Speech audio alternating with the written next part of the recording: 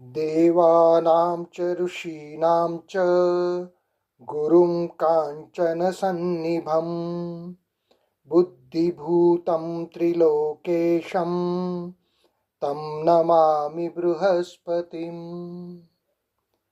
देवानां च ऋषीणां च गुरुं काञ्चनसन्निभं बुद्धिभूतं त्रिलोकेशं तं नमामि बृहस्पतिम्। देवानां च ऋषीणां च गुरुं काञ्चनसन्निभं बुद्धिभूतं त्रिलोकेशं तं नमामि बृहस्पतिम्। देवानां च ऋषीणां च गुरुं काञ्चनसन्निभं बुद्धिभूतं त्रिलोकेशं तं नमामि बृहस्पतिम्।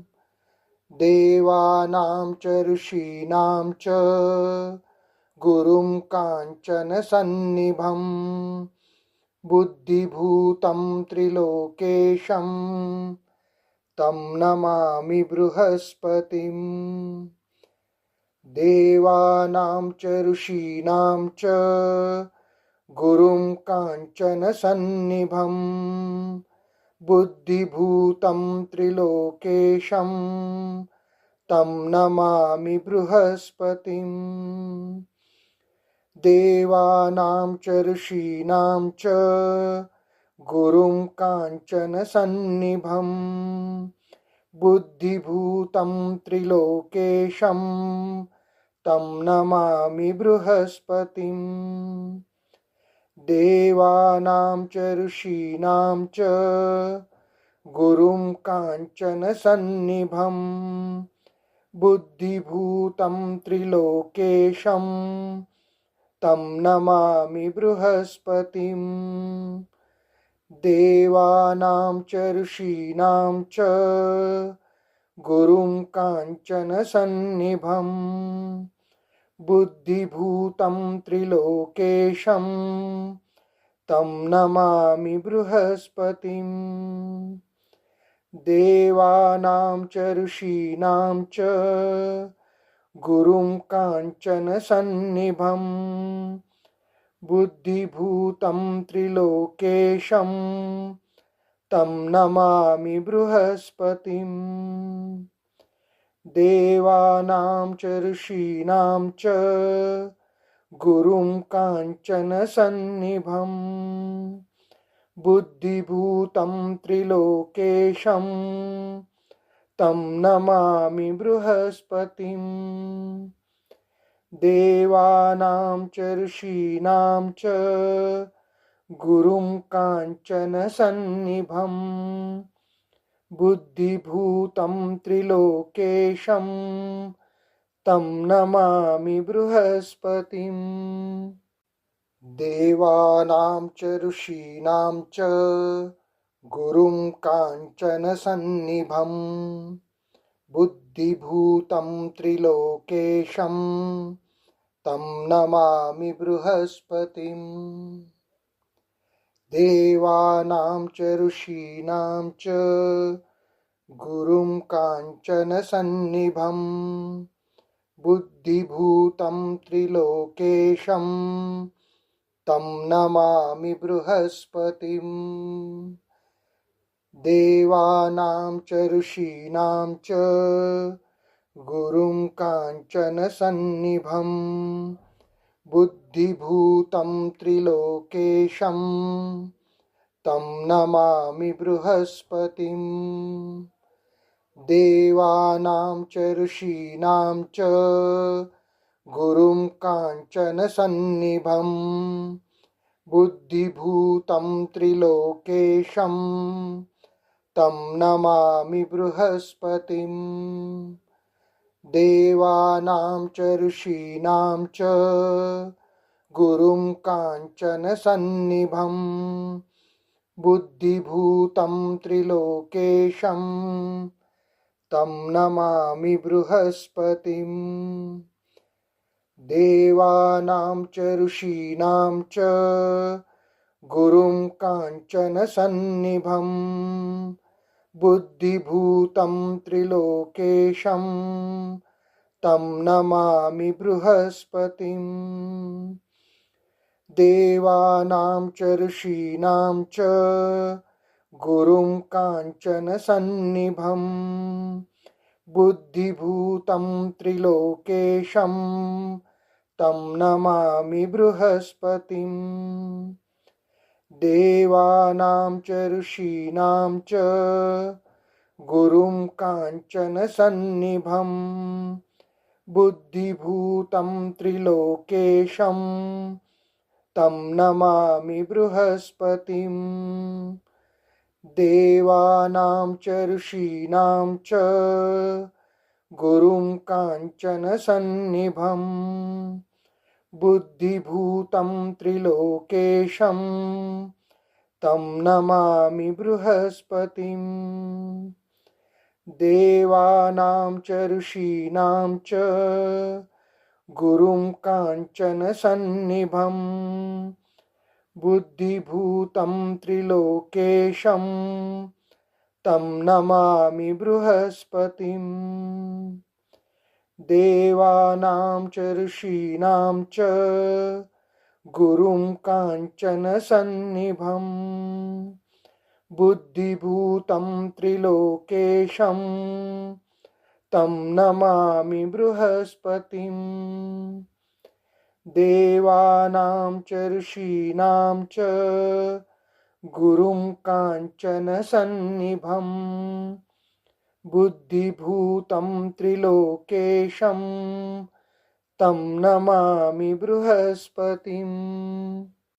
देवानां च ऋषीणां च गुरुं काञ्चनसन्निभं बुद्धिभूतं त्रिलोकेशं तं नमामि बृहस्पतिम्।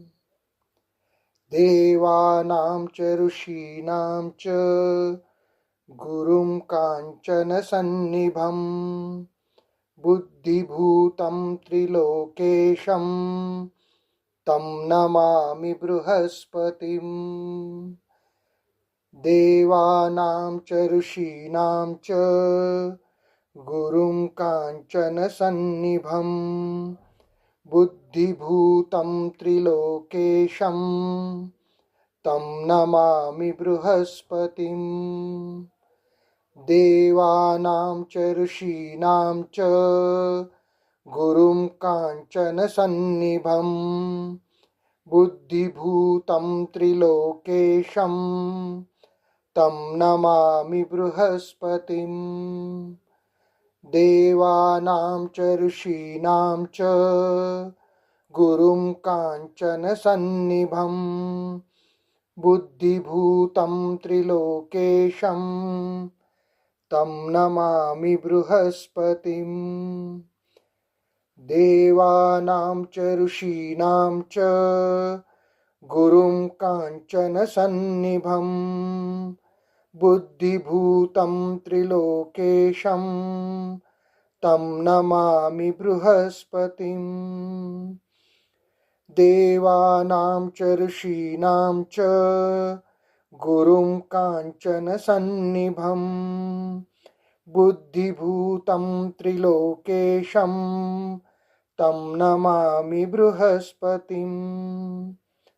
देवानां च ऋषीणां च गुरुं काञ्चनसन्निभं बुद्धिभूतं त्रिलोकेशं तं नमामि बृहस्पतिम्।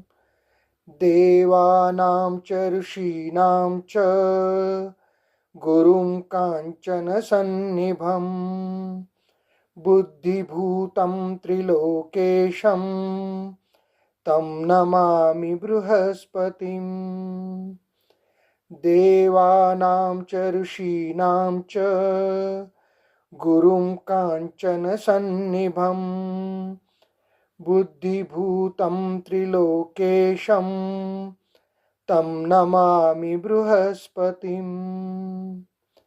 देवानां च ऋषीणां च गुरुं काञ्चनसन्निभम् बुद्धिभूतं त्रिलोकेशं तं नमामि बृहस्पतिम् देवानां च ऋषीणां च गुरुं काञ्चनसन्निभम् बुद्धिभूतं त्रिलोकेशं तं नमामि बृहस्पतिम् देवानां च ऋषीणां च गुरुं काञ्चनसन्निभम् बुद्धिभूतं त्रिलोकेशं तं नमामि बृहस्पतिम् देवानां च ऋषीणां च गुरुं काञ्चनसन्निभम् बुद्धिभूतं त्रिलोकेशं तं नमामि बृहस्पतिम्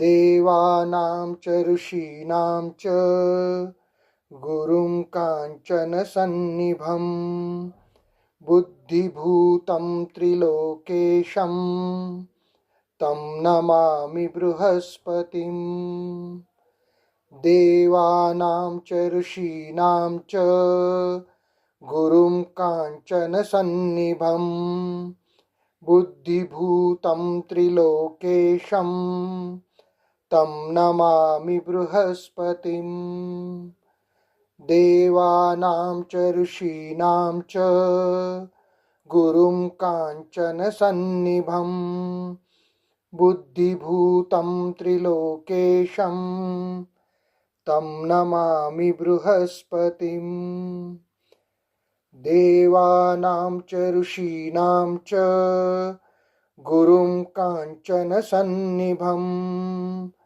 बुद्धिभूतं त्रिलोकेशं तं नमामि बृहस्पतिम्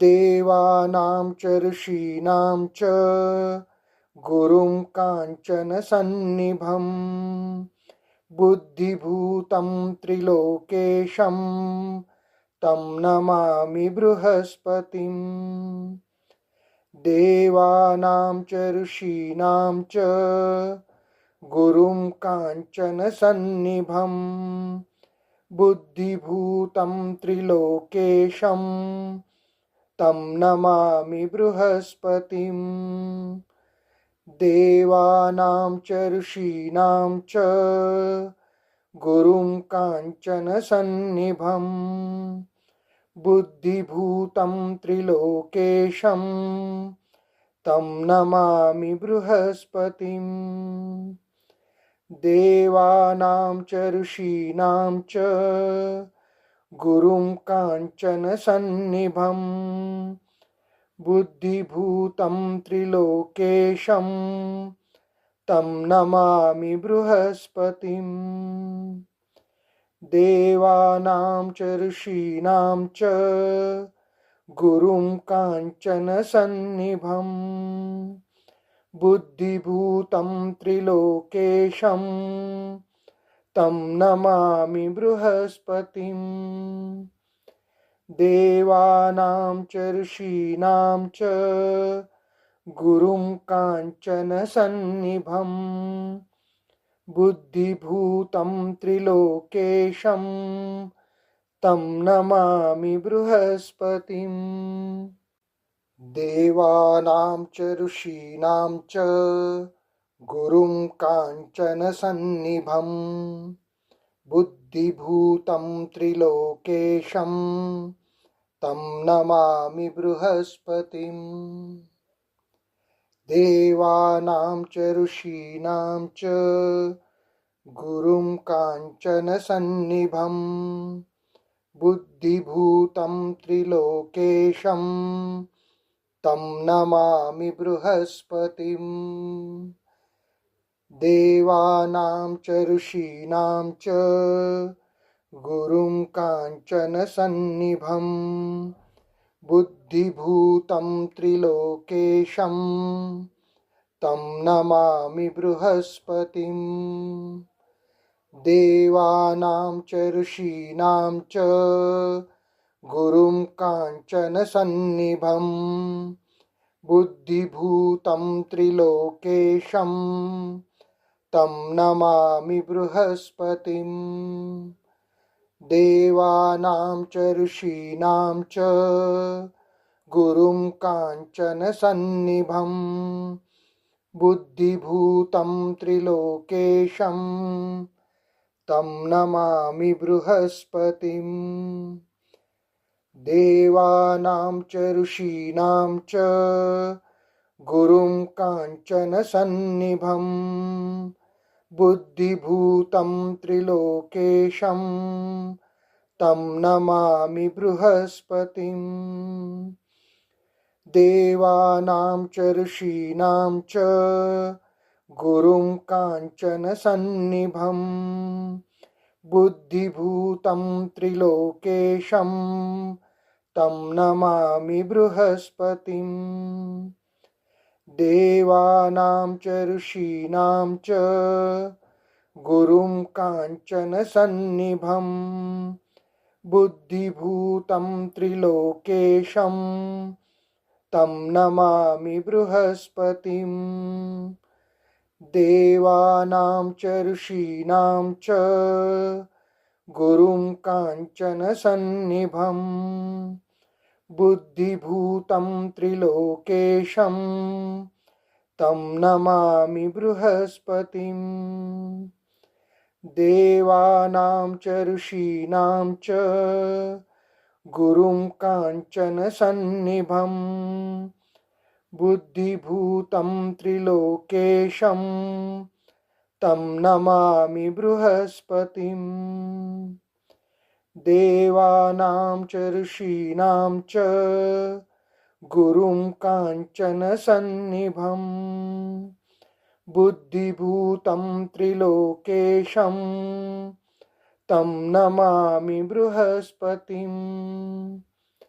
देवानां च ऋषीणां च गुरुं काञ्चनसन्निभं बुद्धिभूतं त्रिलोकेशं तं नमामि बृहस्पतिम्। देवानां च ऋषीणां च गुरुं काञ्चनसन्निभं बुद्धिभूतं त्रिलोकेशं तं नमामि बृहस्पतिम्। देवानां च ऋषीणां च गुरुं काञ्चनसन्निभं बुद्धिभूतं त्रिलोकेशं तं नमामि बृहस्पतिम्। देवानां च ऋषीणां च गुरुं काञ्चनसन्निभं बुद्धिभूतं त्रिलोकेशं तं नमामि बृहस्पतिम्। देवानां च ऋषीणां च गुरुं काञ्चनसन्निभं बुद्धिभूतं त्रिलोकेशं तं नमामि बृहस्पतिम्। देवानां च ऋषीणां च गुरुं काञ्चनसन्निभं बुद्धिभूतं त्रिलोकेशं तं नमामि बृहस्पतिम्। देवानां च ऋषीणां च गुरुं काञ्चनसन्निभं बुद्धिभूतं त्रिलोकेशं तं नमामि बृहस्पतिम्। देवानां च ऋषीणां च गुरुं काञ्चनसन्निभं बुद्धिभूतं त्रिलोकेशं तं नमामि बृहस्पतिम्।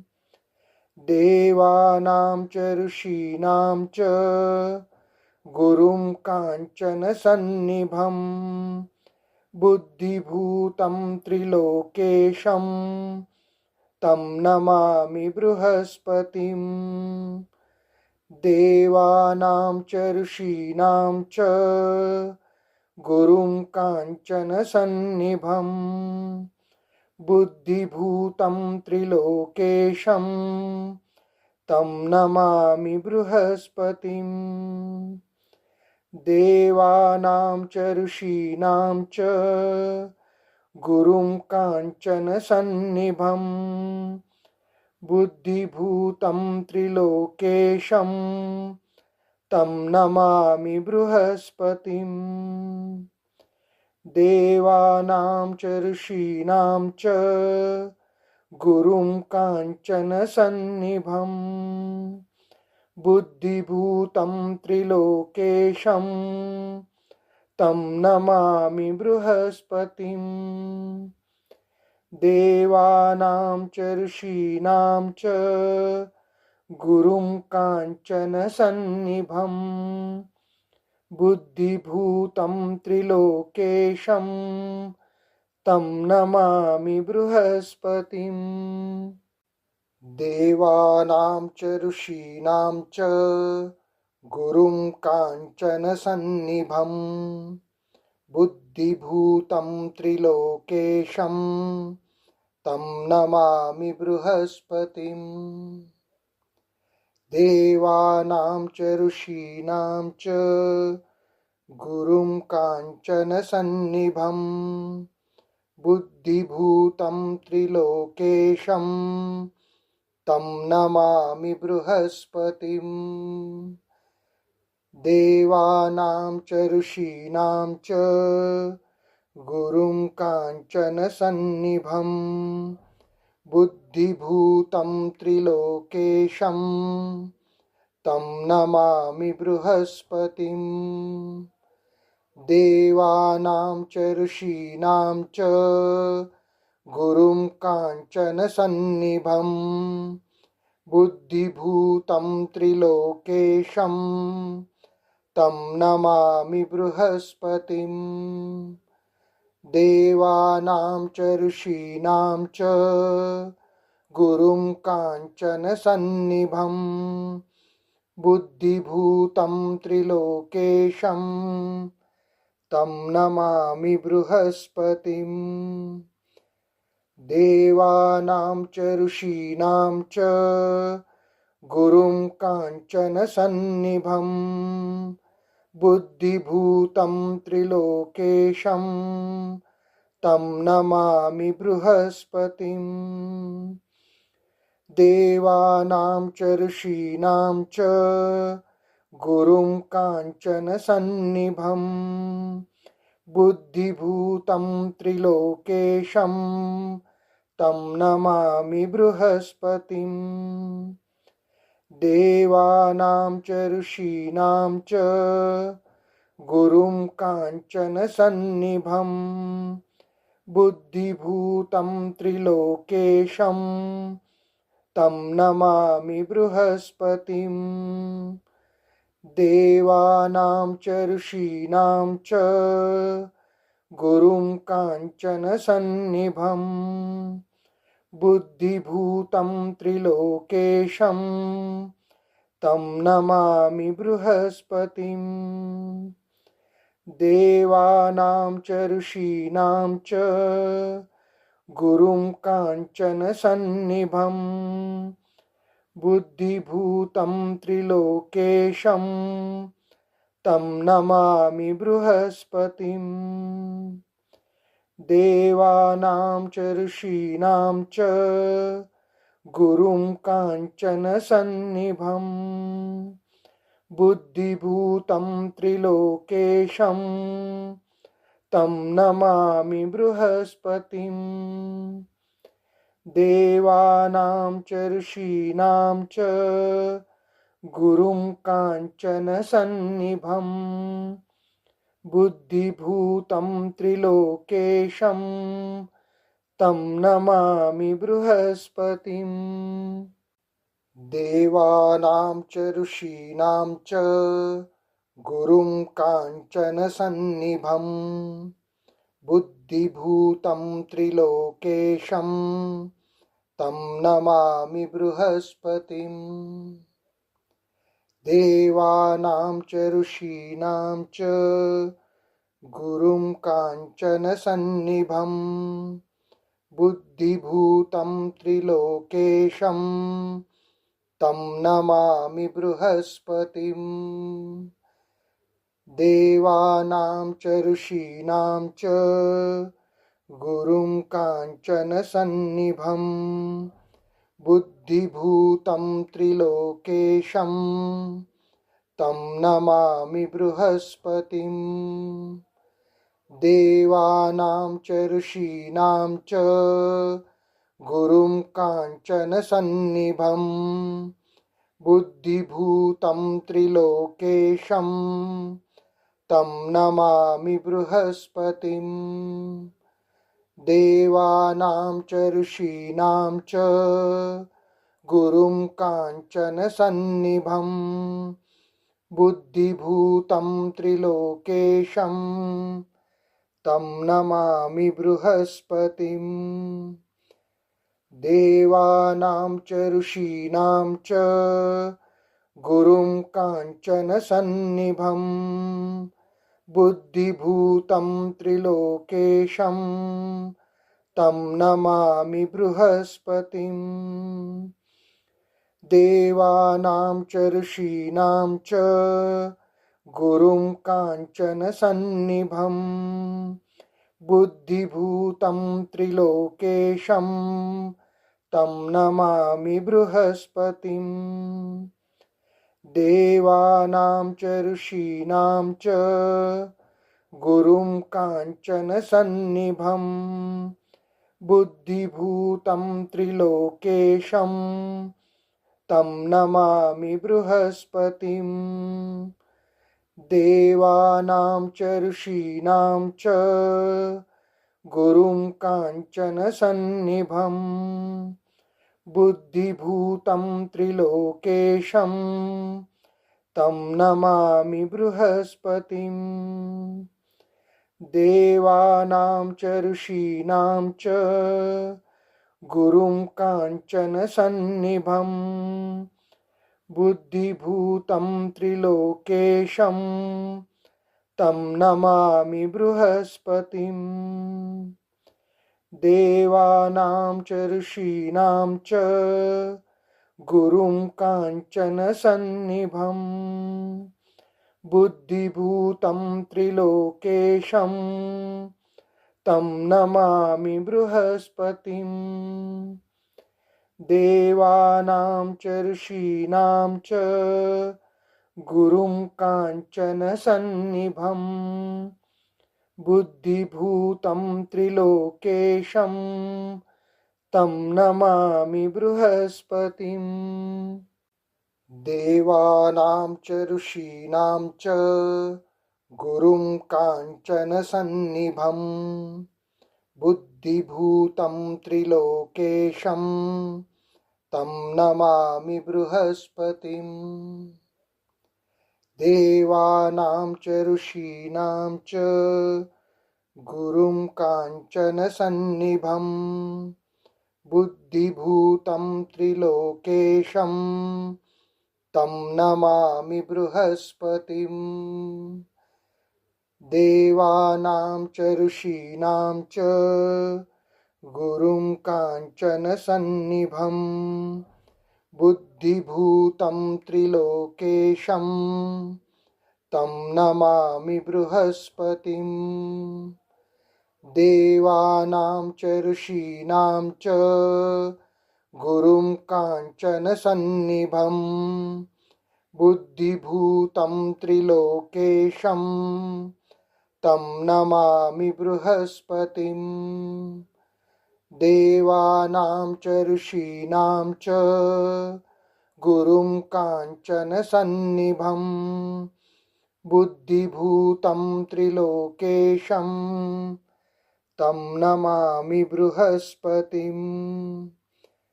देवानां च ऋषीणां च गुरुं काञ्चनसन्निभं बुद्धिभूतं त्रिलोकेशं तं नमामि बृहस्पतिम्। देवानां च ऋषीणां च गुरुं काञ्चनसन्निभं बुद्धिभूतं त्रिलोकेशं तं नमामि बृहस्पतिम् देवानां च ऋषीणां च गुरुं काञ्चनसन्निभं बुद्धिभूतं त्रिलोकेशं तं नमामि बृहस्पतिम् देवानां च ऋषीणां च गुरुं काञ्चनसन्निभं बुद्धिभूतं त्रिलोकेशं तं नमामि बृहस्पतिम् देवानां च ऋषीणां च गुरुं काञ्चनसन्निभं बुद्धिभूतं त्रिलोकेशं तं नमामि बृहस्पतिम् देवानां च ऋषीणां च गुरुं काञ्चनसन्निभं बुद्धिभूतं त्रिलोकेशं तं नमामि बृहस्पतिम् देवानां च ऋषीणां च गुरुं काञ्चनसन्निभं बुद्धिभूतं त्रिलोकेशं तं नमामि बृहस्पतिम्